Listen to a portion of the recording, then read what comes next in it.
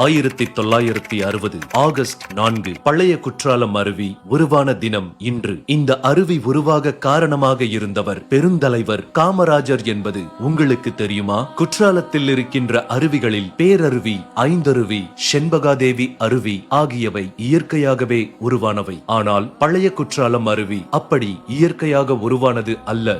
1960க்கு முன்பு இந்த அருவி குளிப்பதற்கு ஏற்றதாக இல்லாமல் சுமார் 200 அடி உயரத்திலிருந்து செங்குத்தாக ஆக்ரோஷமாக விழுந்து கொண்டிருந்தது. அப்போதைய முதலமைச்சராக இருந்த பெருந்தலைவர் காமராஜர் அவர்கள் ஒரு முறை பழைய குற்றால அருவியை பார்க்க வந்திருந்தார். இந்த அருவியை மக்கள் பயன்படுத்தும்படி செய்ய முடியாதா என அருகிலிருந்த பொறியாளர்களிடம் கேட்டார். பின்பு அவரே தண்ணீர் விழாத காலத்தில் மலையை படிக்கட்டுகள் போன்று செதுக்கி விடுங்கள், இதனால் தண்ணீர் செங்குத்தாக விழாமல் ஒவ்வொரு தடுப்பிலும் விழுந்து வேகம் குறைந்து கடைசியில் மக்கள் தலையில் விழும்போது பூவாளி தண்ணீர் போல விழும் என்றார். அவர் சொன்னது போலவே மலையை செதுக்கி முடித்த பின்பு மக்கள் குளிக்கும் வகையில் அழகான நீர்வீழ்ச்சியாக உருமாறியது பழைய குற்றாலம் அருவி. 1960 ஆகஸ்ட் 4 அப்போதைய முதலமைச்சர் பெருந்தலைவர் காமராஜர் அவர்களால் பழைய குற்றால அருவி திறந்து வைக்கப்பட்டது. இதற்கான கல்வெட்டு பழைய குற்றாலத்தில் இருக்கிறது.